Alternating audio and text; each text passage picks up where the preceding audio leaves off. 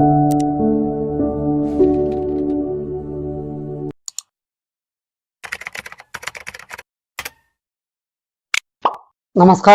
കേരളത്തിലെ കോട്ടയം ജില്ലയിലെ ഒരു ഗ്രാമമാണ് എരുമേലി.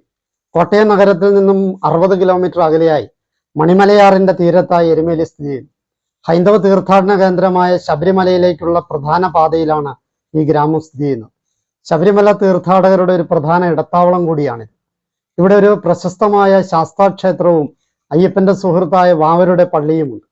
എരുമേലിയിലെ പേട്ടതുള്ളൽ പ്രശസ്തമാണ്. ഈ പ്രദേശത്തെ പേട്ടതുള്ളലിന് തനത് വാദ്യോപകരണങ്ങളാണ് ഉപയോഗിക്കുന്നത്. ശബരിമല തീർത്ഥാടന കാലത്ത് എരുമേലിയിൽ ഉത്സവങ്ങളുടെ ഒരു അന്തരീക്ഷമാണ്.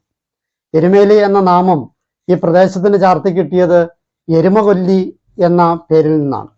പുരാണമനുസരിച്ച് ഭഗവാൻ അയ്യപ്പൻ പുലിപ്പാൽ തേടിയുള്ള യാത്രയിൽ കാനന മധ്യത്തിൽ വെച്ച് മഹിഷിയെ വധിച്ചത് ഈ സ്ഥലത്ത് നിന്നാണെന്ന് വിശ്വസിച്ചു വരുന്നു.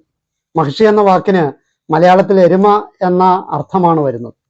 മഹിഷിയുടെ രക്തം വീണ രുധിരക്കുളം ഇവിടെ സ്ഥിതി ചെയ്യുന്നുണ്ട്. എരുമകൊല്ലി കാലങ്ങളായുള്ള പ്രയോഗത്തിലൂടെ എരുമേലിയായി തീരുകയാണ് ചെയ്തതെന്നാണ് പറയപ്പെടുന്നത്.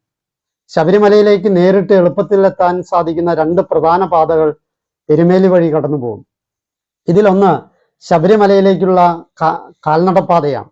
ഇത് എരുമേലിയിൽ നിന്ന് കാളകെട്ടി, അഴുത, ഇഞ്ചിപ്പാറ, കരിമല വഴി 45 കിലോമീറ്റർ ദൂരം താണ്ടി ശബരിമലയിലെത്തും.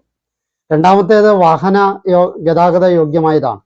ഇത് എരുമേലിയിൽ നിന്ന് മുക്കൂട്ടുതറ, മുട്ടപ്പള്ളി, പാണപ്പിലാവ്, കണമല വഴി 46 കിലോമീറ്റർ ദൂരമുള്ള ടാർ ചെയ്ത വഴിയാണ്. എരുമേലിയിലെ ഒരു പ്രധാന ആഘോഷമാണ് പേട്ടതുള്ളൽ എന്ന പേരിൽ അറിയപ്പെടുന്നത്. ഇത് മതപരമായ ഒരു ആഘോഷമാണ്. അയ്യപ്പൻ മഹിഷിയെ വധിച്ചതിന്റെ ഓർമ്മപ്പെടുത്തലായാണ് ഈ ആഘോഷം കണക്കാക്കപ്പെടുന്നത്. മലയാള മാസം വൃശ്ചികത്തിലും ധനുവിലുമാണ് പേട്ടതുള്ളൽ നടക്കാറുള്ളത്. ഈ കാലത്ത് തന്നെ വാവർപ്പള്ളി കേന്ദ്രീകരിച്ച് ചന്ദനക്കുട മഹോത്സവവും നടത്താറുണ്ട്. പണ്ട് കാലങ്ങളിൽ നേർച്ചപ്പാറ ചന്ദനക്കുടം എന്ന പേരിൽ ഒരു ആഘോഷം നടത്താറുണ്ടായിരുന്നെങ്കിലും കാലക്രമേണ അത് അന്യം നിന്നു പോവുകയായിരുന്നു.